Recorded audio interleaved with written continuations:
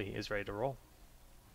So I wonder if they are going to prioritize Malf as much, or I shouldn't even really use the word prioritize. They often we would see SMG sort of wait until the last pick to grab Malf because they knew that he wasn't necessarily a common or highly prioritized pick for other teams, so they could get away with leaving their support pick to last because they knew that Mad Timmy was quite strong on Malfurion. I don't know if that's still going to be the case. You know, maybe that was just a particular thing with Mad Timmy feeling quite comfortable on Malfurion, and it worked for them. I don't know if Dread has that same comfort level with Malf. He has been picking up a little bit more playtime. Malf has, in general. We see him grabbed more on teams. Maybe even more now because Resurgence is no longer available for Uther. But we'll have to see what kind of changes we see in terms of their support pickups. But I think we are waiting on one person. I think Poom I'll be back has in a stepped minute. out for just a little bit. So we'll fill in for just a little bit here. Well, we're still keeping this going here. We're gonna have the draft going in just a moment. Players are all gonna be here, which is good. We're gonna have the 5-sec, this new potential permanent 5-sec. From what we understand, we don't know for sure if that's the case, but it seems like it's that way. Obviously, we'll have the full reports for you guys soon in terms of what permanent roster changes are made as they're announced, respectively. So, Jake, let me ask you, what's your favorite change in this last patch? Mug time. He's like, all right, gotta think about this for a second.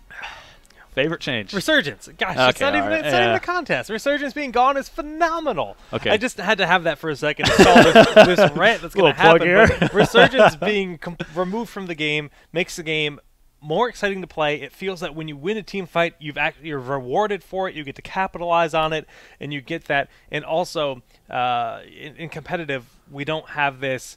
Well, they've got 4 Resurgence, so that team fight actually means nothing. Like, we don't have to worry about that anymore. In Dota, I've always found it a cool dynamic that you can save up your money and buy back in. That's a thing. Yeah. You're spending resources to buy back into the game. The talent option, it was too flat.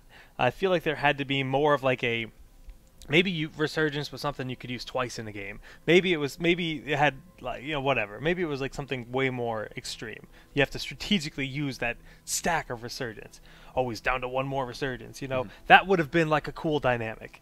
But it wasn't like that, and it felt stale to me.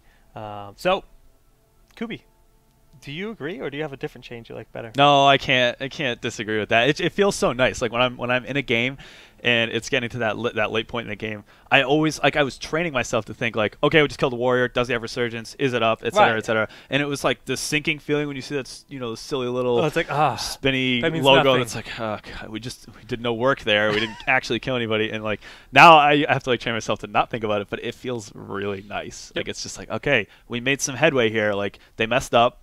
They're punished for it now, and I think it's gonna, you know, give a new breath of life into the meta as we see it.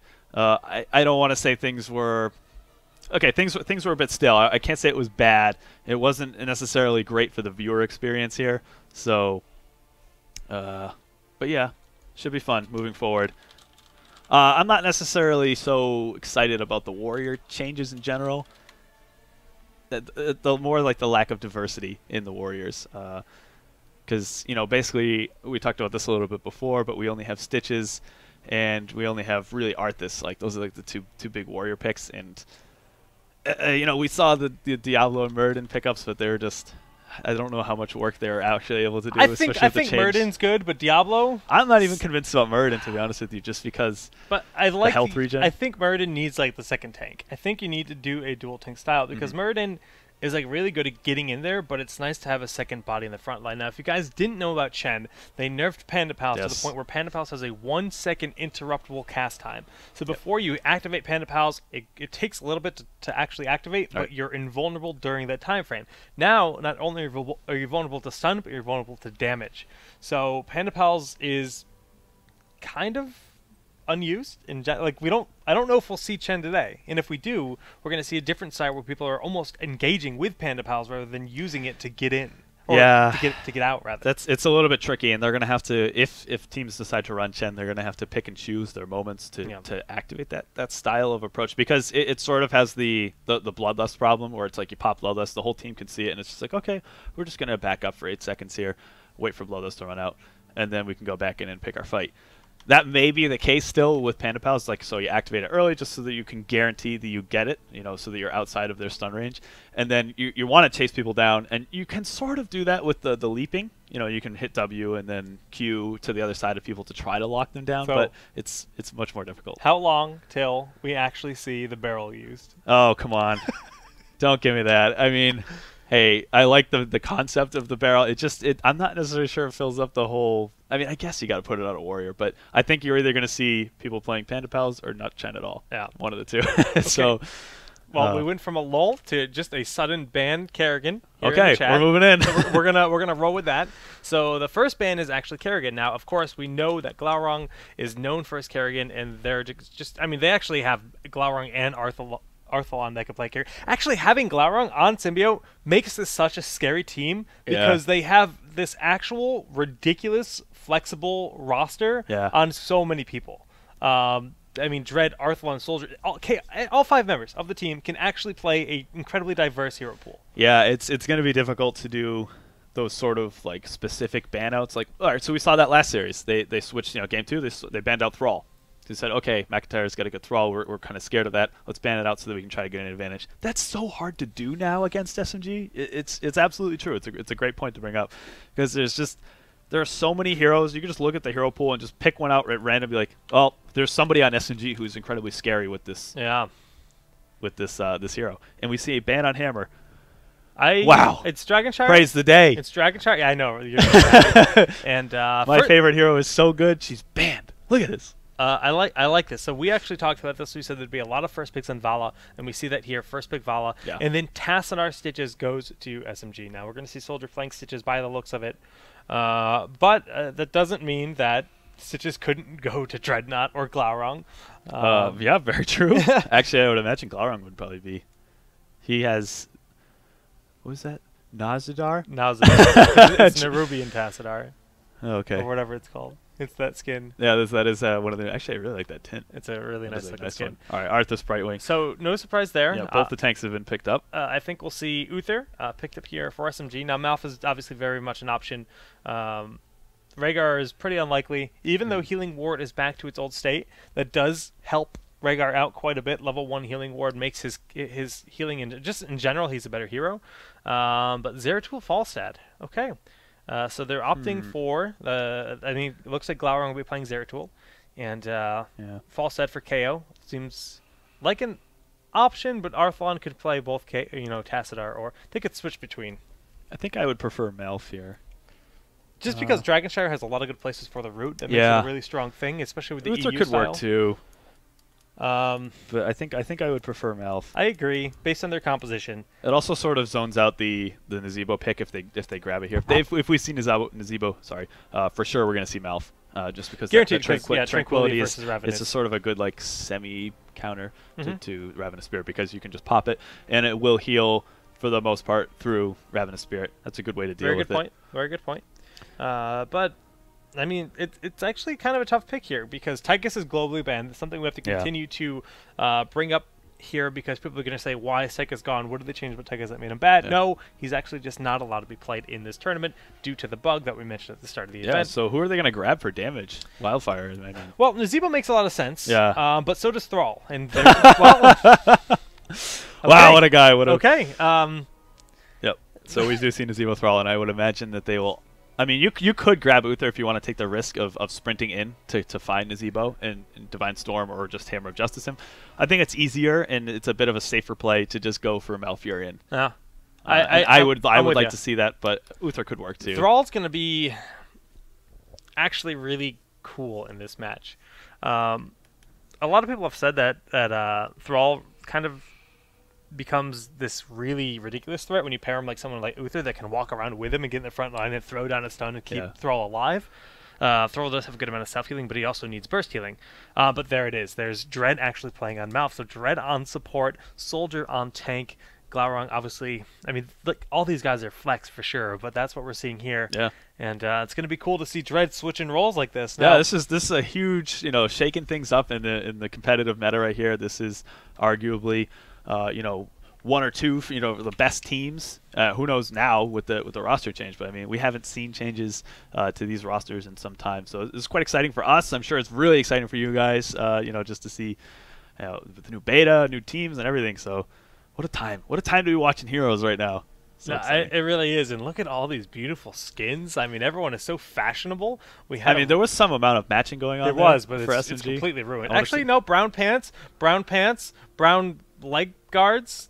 That's a stretch. Come on, man. Tony. I want to see the red. I'm trying. I'm just trying. Falling too hard here. It looks like we're ready. I think it says 10 out of 10 players are ready. Whoever has host, it's not us.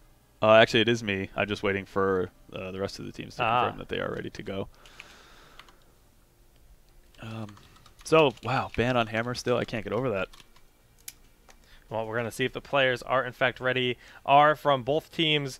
And we're going to be going in here to game number 1 for this round 2 best-of-3 series between Symbiote Gaming and ESV Wildfire. Kubus Maximus. I'm so pumped. I'm so excited. I'm just really excited to see this new roster. We have seen Glaurung sub onto SMG before, but that was when Dread was out. So it's going to be cool to see Dread and Glaurung, on the same team now playing together. It's going to be exciting. It's the kind of thing that if you told me, what if this happened, I said, no, that's too scary. That Please don't. That team shouldn't be there. And it's going to be a pleasure to watch. Now, Kubus, why don't you introduce us to these fine gentlemen? So for the new roster for SMG here on the blue side, we have Glaurung playing Zeratul, Dreadnought on Malfurion, KO will be playing Tassadar, Soldier on Stitches, and Arthlon on Falstad. And on the other, just welcoming Glaurung. This is the welcome ceremony.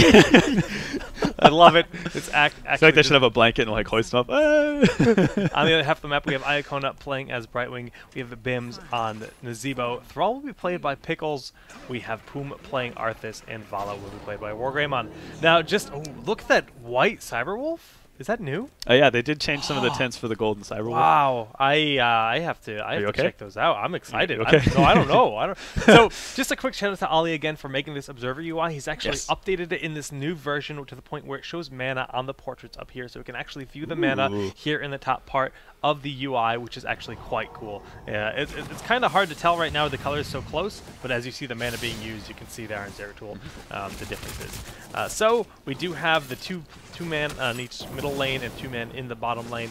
Thrall versus Stitches in the top lane. It's kind of cool to see the fact that we have Thrall being capable of the solo lane because he has so much sustain. Right, he's got that self-heal. That's his trait every time 5 abilities hit targets. That, of course, includes chain laning like you were mentioning before. But that is a considerable amount of self-sustain. And, of course, Stitches has the Devour heal as well. So I think that will be a fairly passive lane. I imagine probably Thrall wins a little bit just because some of his abilities hit. He has 2 abilities that will hit sort of some amount of AoE. Stitches just the one on Slam there. So how do you feel about the Psi infusion? It seems to be picked up more and more for Tassadar. That's the mana regen for each target hit. It seems to be like a lane sustain type of thing, but the range, I'm surprised to see that people are just almost abandoning it at this point. Yeah, I think what people are starting to realize is they're playing a different style of Tassadar where it's less burst and just more like guaranteed sustain, where he's not even a risky hero. He has so much ability to survive and so much ability to retain his mana, and he just kind of continues getting efficiency. Now, Dread took a lot of damage there, but the Root was able to zone him to get out. Nicely done there as he backs on up. Another thing I want to talk about real quick is just Falstad, we're not actually seeing the new style so far. This is the third game we've seen played with Falstad. Yeah. And nobody's getting the increased range on the hammer for level 1. Everyone's taking the bribe because, in theory, auto attack Falstad might be a viable thing with the new talent changes on him. But wow, 1 minute 50. We're getting some fast Dragonite today, and that's a pickup onto the ball there. Nicely done. Nicely done, SMG guys. Yeah. Glau in this Dragonite, putting the pressure on. Yeah, and they're going to get quite a bit of damage done, considerably more than we saw last game. Soldier seems to be doing a pretty good job laning up against that Thrall there. Actually, Thrall grabbed the block at level 1. Thoughts on that? Yeah, I'm actually really excited to see the differences in the Thrall builds today because, as it stands, I've talked to a lot of people, and a lot of people kind of like the Windfear build, and that's the build I play with Thrall. But I mean, obviously there's going to be a variety of builds. There's Chain Lightning builds that make him have almost like infinite mana and sustain, which are really interesting. And it's going to be cool to see what people end up doing. Now we have the rotation up here in the top lane. Is this going to be Double Envenom available? Yes, we do have the Double Envenom here. So Soldier taking a lot of damage. We see just the pressure going on. One Envenom. And that's going to be enough. Yep. They don't even need the second one. So Frozen Tempest, nicely done by Wildfire. Good pick up from Wildfire there. I really like that. Okay, let's quickly run through. Oh, there's a little bit of pressure there from Clara. Of course, not going to be able to pick up that kill without the double bombs, etc., and Rend and Cleave. But so for some of the level 4 talents here, we do see once again the return of the Healing Ward. How exciting! You missed this guy, the little guy. Oh man, Healing Ward makes Tassadar actually like a better pick than he used to be. Again, he becomes like a secondary, an off support in a weird way. He's a support that can do a lot of damage, but he retains his mana with the Side Storm. He gets Healing Ward, and then he becomes almost impossible to kill. So he's like a really cool hero, and just like so, he fits in any kind of composition really. You ever watch Ed, Edd and Eddy? A long time ago. You remember Plank? That guy's Plank. The Healing Ward is Plank. Yo, that's I don't know. I just noticed amazing. Oh my goodness! Well, we see the one death there, and then the death on Soldier. So trades in the top lane. Thrall did in fact fall, but so did Soldier once again. Kills 2-2 right now. Very dead even, but SMG still has about a 75% level lead. Yep. So we do see level 7 for both teams here. Anything weird? We do see. Okay, so Soldier's going the typical sustain style. Stitches, I imagine, is probably going to go well. I say that, but there isn't a Zebo on the other team, so it's certainly possible that he can get the increased slam size and pulverize at level 16 as well. If not, then he's just going to go for the Fishing Hook Relentless build. That's what the rest of this build sort of points to. He has a lot of sustain, and the healing is, of course, extra effective on him with that amplified healing trait. Anything different for... Ooh, yes! Okay, Falstad. It's going the secret weapon. The secret weapon. 80% bonus attack damage while he has the hammering out. Which, if you're going to go this, why wouldn't you take the extra range at level 1? That's the interesting thing, because that's a cool talent. Bribe is nice, but it's not like super strong on this map. You know what I mean? It's, like you would nice say, like to have Black because Hearts, stealing giants is actually quite big. Yeah, it's good. They do have it has giants. its place in this map. I'm not going to argue that for sure, but it would make the rest of this build so much more effective. But that's really cool to see. And we do have level 10.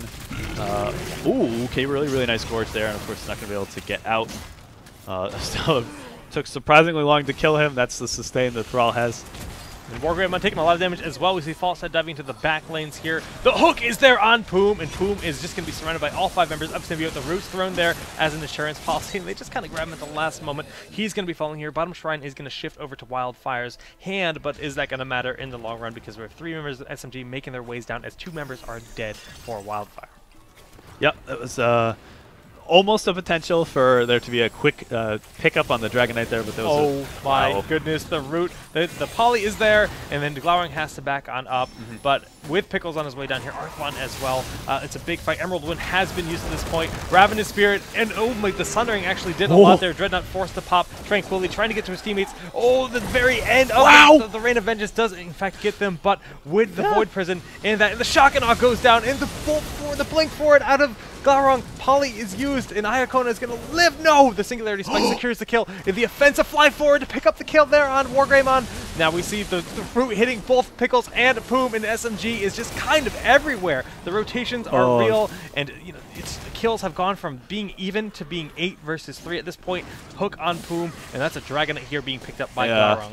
It was good to secure that. The fly obviously was not worth it. It did a lot of damage, and they came super close to killing Thrall, but once again, that sustain on his trait there proved to be a bit too much, and he was able to back up behind that fort. Again, though, they were able to, I guess if you want to look at this as a plus, you can trade out Falstad for securing that Dragon Knight, whether that's worth it or not. I mean, they do have a significant lead, so not a huge deal. Wow, that was a crazy fight going on there. They were able to trade out the Tranquility for the Ravenous Spirit there. I mean, you guys got to see firsthand the effectiveness that it has there in dealing with that. And a really nice hook and Gorge. Now, interesting use of the roots there. We see the Rewind roots once again, though, coming down. Bim's in a bad spot, and Soldier's down here. He's trying to turn around. Pickle's trying to zone out for him, but this Archon's just going to walk on over and secure both of these kills. Oh, the hook goes out for Pickles, but the root is there again. Glaurung getting the final punt there out of the Dragonite, and just he's so aggressive, goes in. Yeah, he knows, though. I mean, he knows Zeratul at the back of his hand. He knows exactly what he can get away with in terms of blink forward, especially when you hit level 13 and you hit that Wormhole talent, which allows you to blink in, and as long as you tap E within that 3-second window, you can blink back to the original location. So as you can imagine, it allows you to blink in, throw down, singularity strike, rend and cleave, get back out, and you're pretty safe doing that, even though Zeratul has quite the squishy health pool. So far, at this point, both compositions can totally work. Like, it looks like SMG is, pretty dominant, but they only have a 2-level lead, and looking at the talents, I mean, there's some cool stuff going on the side of Wildfire. Now, Sundering is actually both a counter and a assistance to Ravenous Spirit, and so is Emerald Wind, and so is Rain of Vengeance. So they do have the potential to do some really cool stuff with Ravenous Spirit here with this composition, but will we actually see it? I mean, time will tell. Like you said, we do in fact have Wormhole here on Zeratul, and looking at the Thrall build, as it stands, it's the traditional build with block swapped in instead of Searing Winds. The cooldown on the Wind Fury there. Yeah. I believe that's the name of it? It's a 3-second cooldown. I'm not it just sure removes 3 seconds off the cooldown of Wind Fury. And we'll see what he ends up picking up when they hit level 13 in just a moment. So we just see some semi-aggressive rotations here from SMG. They do have the advantage, especially that talent advantage at level 13. They were able to secure the top bruiser camp there, allowing a little bit more pressure. Maybe if uncontested, Galrung might be able to rotate up and take that top fort there, just to give them a, secure that experience lead that they have now. Level 13 was just hit for Wildfire, and we can take a quick look at some of their talents here. We have Race of Air. What a nice name for talents there. Wind Fury attacks grant twice as many stacks of Frostwolf Resilience, which is the name of his trait there. So it's even more sustained there. That's the common pick at 13? That's the common pick, because basically when you have battle momentum, and typically when you get the 3 seconds cooldown reduction at level 1, Wind Fury you're hitting 3 times. So if you get double the stacks, that means you're getting 6 stacks. It takes 5 stacks to heal you. So by using Wind Fury, you're guaranteed that 1 early heal. Then you have 2 other abilities you can use as well. And of course, Putin's going to be falling here. And look at that Void Prison. Yeah, that Void Prison was actually perfect. Gosh. Like, I mean, that was a situation where... Oh, the Hinter blast! Yes, Jake, I knew you could do it. Did in fact hit, but did not kill Iacona there, but they picked up the kill on Wargreymon. But just finishing my thought, yeah, Thrall just becomes really hard to kill with those kind of talents picked up. Yeah. Absolutely. Yeah, that Void Prison was perfect. That was actually a situation where you really weren't going to get the kill on Arthas, especially you see him pop Army of the Dead there. The sustain is so high, and they just didn't quite have the burst to kill him, but then gosh, that Void Prison went down, isolated 4 of the other members of the other team. That secures a kill on their tank in that situation, and then they can just basically move forward, forcing them to retreat, which is exactly what we saw there. Oh my god! As soon as the wall falls, the extended reach on the hook, the fish hook goes out, gets Brightwing, the root is there immediately. The teamwork, I mean, Kubi's face is actually just kind of in disbelief right now as to how crazy that was. Typically, you see the Dragon Knight just chipping away at the fort, but he's opted to go for that wall just to open up the doors for that hook, which was pre-lined up. Oh, there they are again. Soldier, stop! The root is used, but Rewind root should be available. It's actually missed, and the actual Sundering is there to disrupt and help Poom get on out. So a misplay there by Dreadnought, and the Sundering was really well done to help space them out there. But the story stands the same, level 17 to 14. I shed a tear there. It was so beautiful. that hook was just another nice hook there from Soldier. Now, Pickles, you can see the sustain he has, but once he starts getting burst down, it's a different story. They're trying to peel for him the best they can. This Ravenous Spirit in the backlines. We see the heals going down. The Guts from Brightwing keeping him alive. Just throwing out his abilities, trying to stay alive. Poom's going to end up falling, though. Thrall is going to be going down. And that's 5 members still alive. Very low for SMG. Let's take a look at the cooldown for their healing ward. Still got another 10 to 12 seconds left on it. But it's some pretty scary stuff we're seeing right now. Oh! They don't stop. They don't stop. The sprint is good enough to get Nazeebo out of that situation, of course. That is his one and only escape mechanic that he has. But wow. If you had any question about the Dread's ability to play support or just the communication of this new team here, no, I don't have that anymore. Nope. That was actually just timed flawlessly between 3 members of their team with the breaking of the wall, communication to grab that hook. The root was there immediately. Everything was just perfect. That's the kind of play when you see your top plays of the week that's just like, that has to be #1, because it's just such like a small, minute thing that was executed so perfectly that's like, you don't think about, why is he going for a wall? Like, you're not even like thinking, it's like, oh, well, they just before you realize it's too late. Yeah, it's just you're gone. Yeah. Like, Soldier is playing very well. He's been getting tons and tons of really, really nice hooks. And that was impressive. I had no words. I was awestruck there. That was very nice. So I don't know if Wildfire has actually got a single mercenary camp in this game. Glaurung is in position if he wanted to void prison it. In theory, he could, but he's actually backing on up, so not going to be going for anything too cheeky there. I like Soldier's positioning here. Look at that. They They're have going Oracle for it again. available. They do have Oracle, so if KO pops Oracle, he can get some vision. Comes the hook. He could go for the blind hook too, but he's definitely in position here. See Glaurung moving around the back. He did pick up Fishing Hook at level 16. Of course, that gives him the extended range on his hook ability. And it looks like they're just going to back up, take the safe Dragon Knight here. Yeah, like as you mentioned, Glaurung is going up to the top shrine here, and we see Arthalon, Dread, and KO backing up to the mid shrine. And of course, Soldier will be ready as soon as that pops, so you can grab that Dragon Knight. And you know, at this point, if Wildfire loses even one member of their team, that's it. That's game. They have to play so carefully here, and their positioning it's scary. I don't like this at all. They should have rotated around the backside and. Oh boy. Well, we see Dread, you know, just kind of backing him up here, throwing down his abilities. Pickles, he's trying to heal through this. He's doing a pretty decent job, honestly. Like, he stayed alive for a long time, but the Hinterland Blast goes down, hitting 3 members. We see the Rain of Vengeance trying to do some work. The Revenant Spirit is doing a lot of work as well, but again, we've seen this Tranquility used to just sustain through it time and time again, and there it is. Iacona backing up. Arthalon just going onto the core with Soldier. Cheeky flies this game. I love it. It's they're playing with such confidence. It's actually ridiculous. Everything they do looks like they're doing it with such ease against a team of the caliber of Wildfire. Yeah. Corey, this roster. It's scary, man. I fear that looked very, very smooth for them. I didn't see any rocky plays there. I mean, I think maybe the only mistake we saw was that fly in from Falstaff, but that's just probably due to a sort of they're not comfortable with how much Thrall can heal. You know, at this point, I mean, they'll get used to that. That's just it looked like a call that was the proper call to make, and even still, they got a Dragon Knight out of it. So that was scary. And I'm scared for the rest of the community. I'm scared for the world because this roster is actually terrifying. I mean, what do you ban as Wildfire? Like, how do you even try to put a chip into this huge and diverse map? I mean, hero pool that SMG has available to them. It comes down to comfort bans. Like, who do we not want to fight the most? It's like, okay, we don't want to think about hooks, so we remove Stitches, but then we're giving them Arthas. Yeah. Like, or if they're first pick. Well, okay, so since Wildfire Stitches. loses, they are allowed to take first pick. Of course, they could grab Arthas, but they banned out Kerrigan that last game, and that was their pick. And they're like, okay, we don't want to have to worry about that heavy aggression. SMG's already been known for their very strong aggression, and now they have Glaurung, who is an aggressive player as well. So we're going to find out. We're going to find out while we continue to have our minds blown. We'll have to see what Wildfire can cook up for game number 2 here. We'll let you guys know in just a second what that map is, but we're going to go to a quick commercial break, and we'll be back with you guys in just a minute.